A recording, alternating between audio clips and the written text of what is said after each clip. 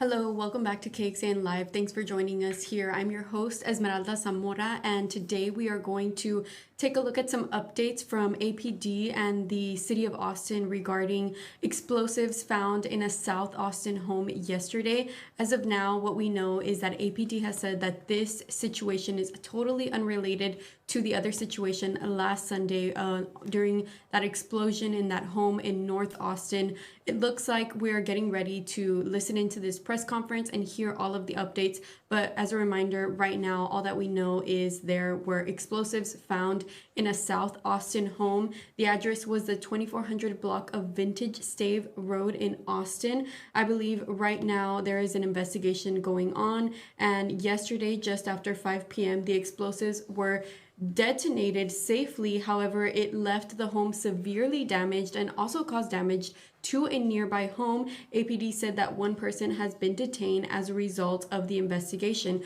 We have that press conference here live right now. It looks like they're getting set up, and we're going to go ahead and just listen in and wait for them to begin with their updates.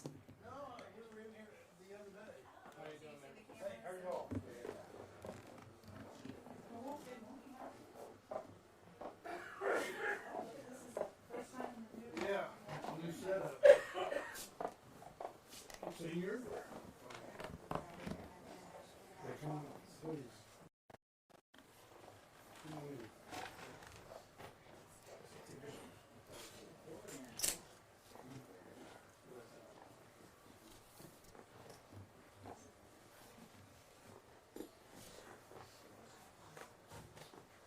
Stand by, Mayor. I'm going to count you in. Y'all come just kind of fill us in here.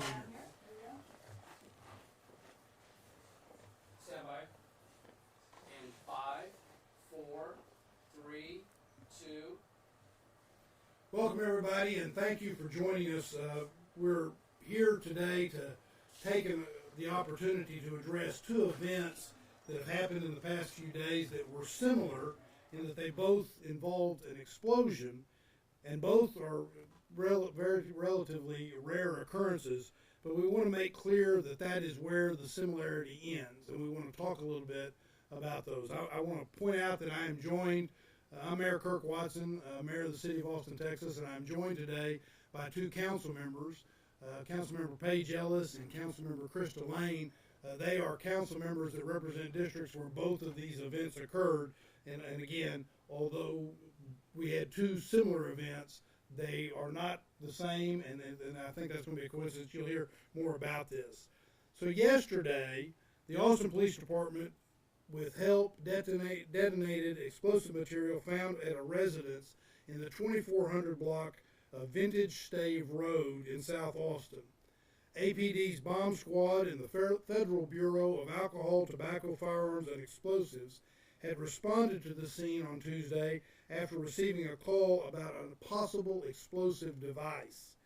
Following an investigation and after the subject was taken into custody, it was determined that due to the amount of explosive material that the safest course of action was to detonate it on site. And so I want to say thank you to Chief Lisa Davis and everyone involved at APD. I want to thank them. I want to say thanks to them and point out that it is thanks to them that this incident ended with no injuries and relatively little damage other than to the home where the explosive material was found.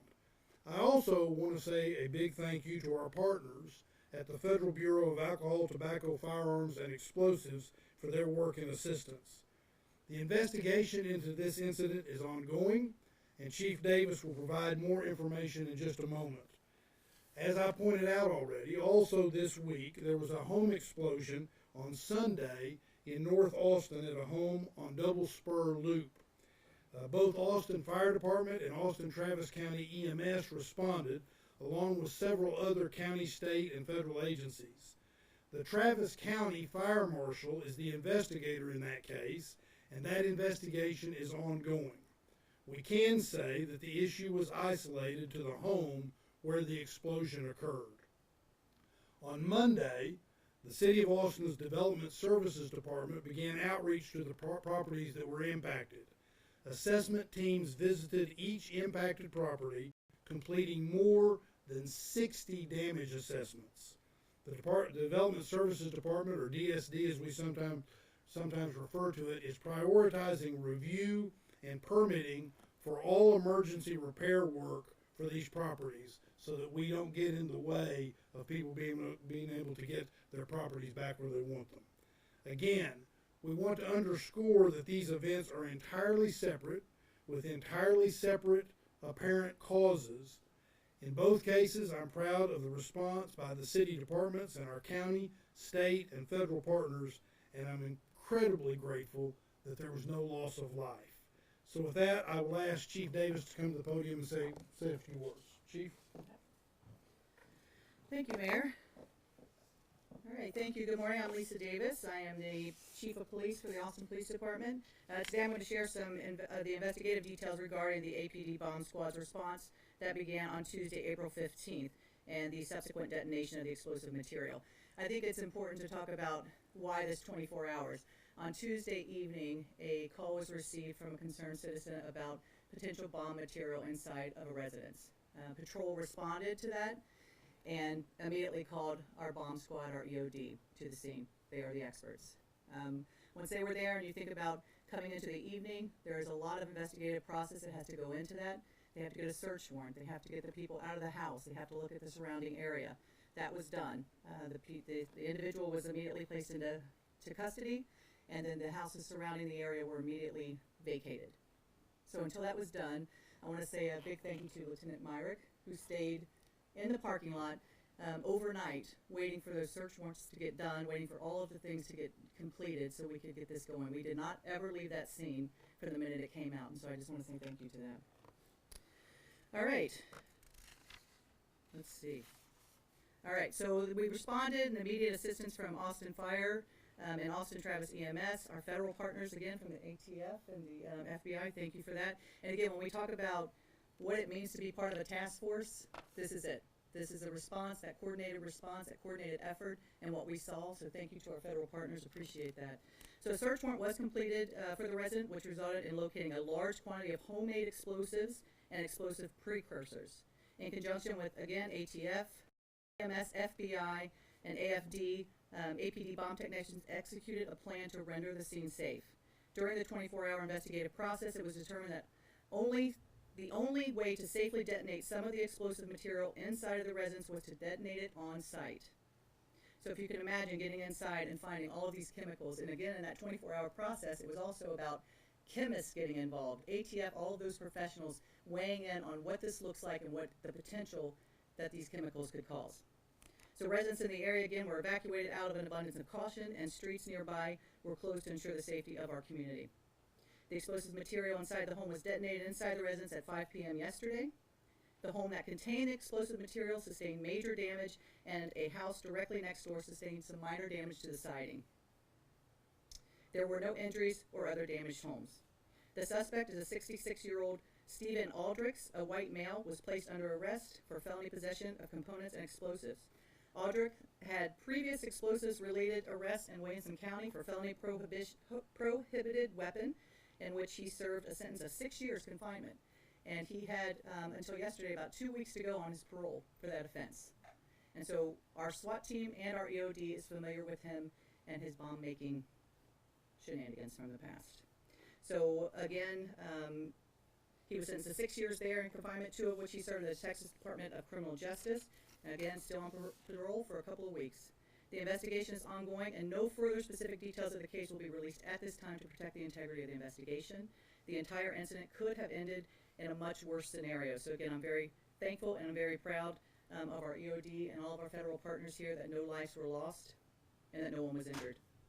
I would like to conclude by reiterating the importance of, again, those joint agency collaborations that ensure the safety of everyone in the community and first responders during a very volatile situation. This could have been, you think about the potential for this incident and what could have been, this was stopped. And so again, I'm very proud.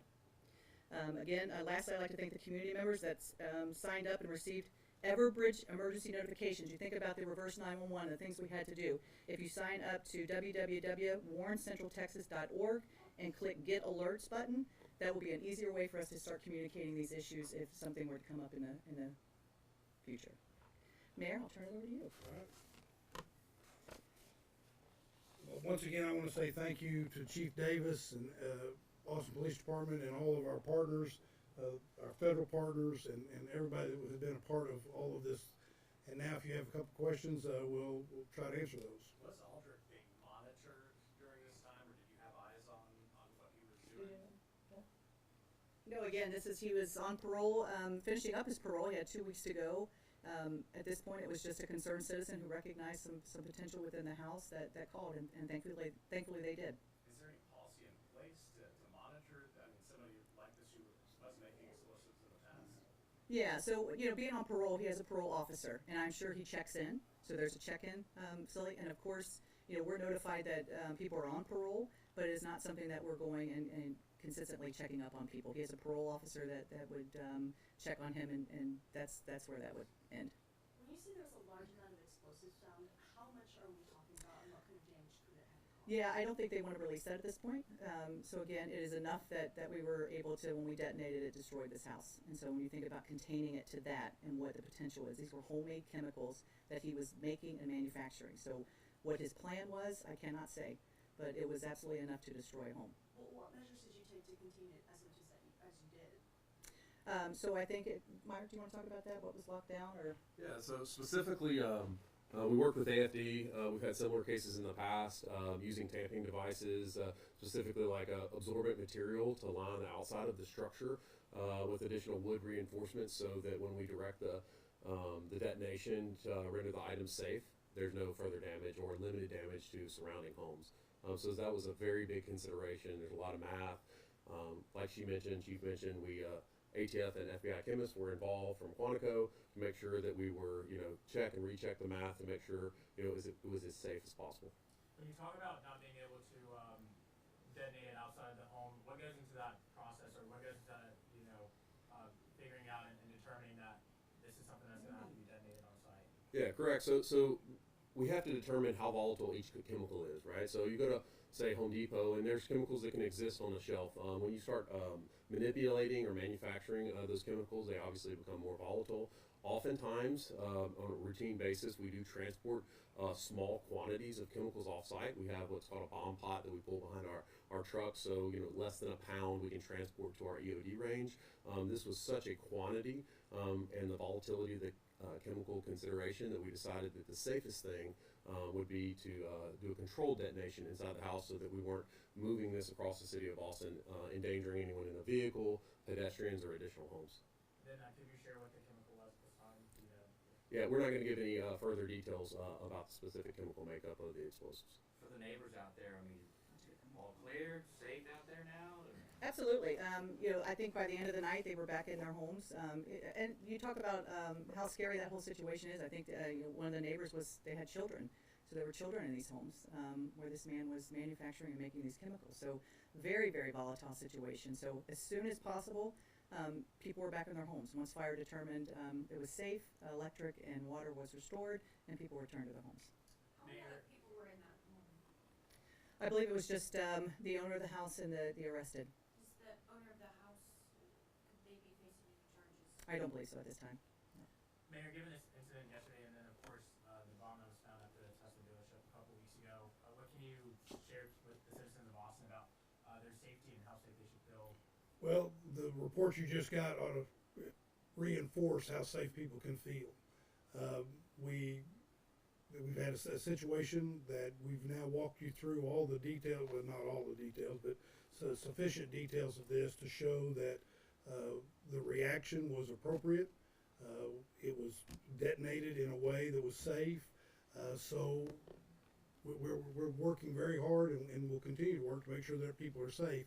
And this is an example of how APD working well with partners works to keep our community safe and assure its public safety. How much time was given to neighbors to evacuate? I think once the officers got there and determined that there were chemicals inside, they were immediately taken from that residence. And again, looking at the math, how much of an explosion can we expect? That was all taken into consideration. So people were removed from those surrounding homes immediately.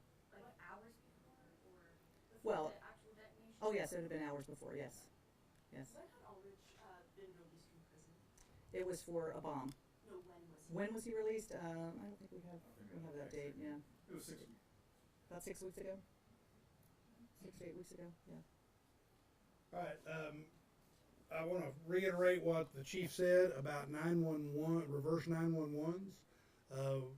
Those are important. They're a good way for us to communicate, and in this case was a very important way for us to communicate. And she pointed out that there's you can sign up for alerts by going to warncentraltexas.org, get alerts.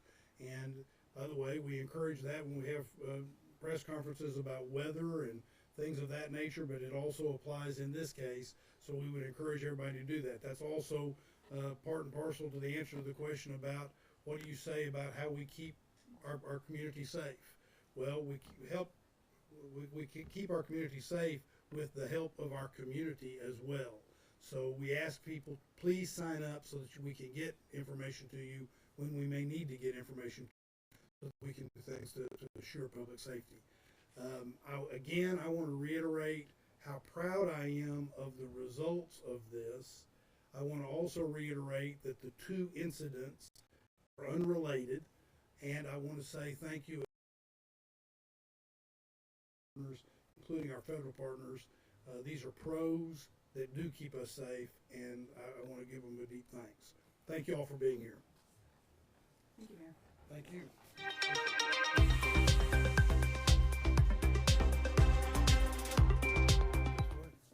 And we're back. We just heard from Mayor Kirk Watson and Austin Police Chief Lisa Davis about the situation that happened yesterday afternoon in South Austin, where an explosive device was found in a home. The details from Chief Lisa Davis were that Tuesday evening, a call was received by a citizen about a potential bomb material in a home. The citizen was a neighbor who noticed something suspicious going on in the home and reported it. There was a coordinated response. There was a search warrant completed. They discovered a large quantity of homemade explosives inside the home. Their plan was to render the scene safe and detonate on site. Detonating the explosive devices on site was the safest situation for them at the time. Chemists were involved. All the residents in the area were evacuated out of caution, and the home sustained major damage, and the next door home also sustained some minor damage. The suspect that was arrested in this case was 66 years old, and he was placed under arrest, had previous bomb-making criminal record, and had 2 weeks to go left in his parole. We will have all of these details as well as others that come throughout the entire day updated on our website, kxan.com. If you would like to see details on this situation or the one that happened past last Sunday, we also have that article on our website on our homepage, kxan.com. Thanks so much for joining us.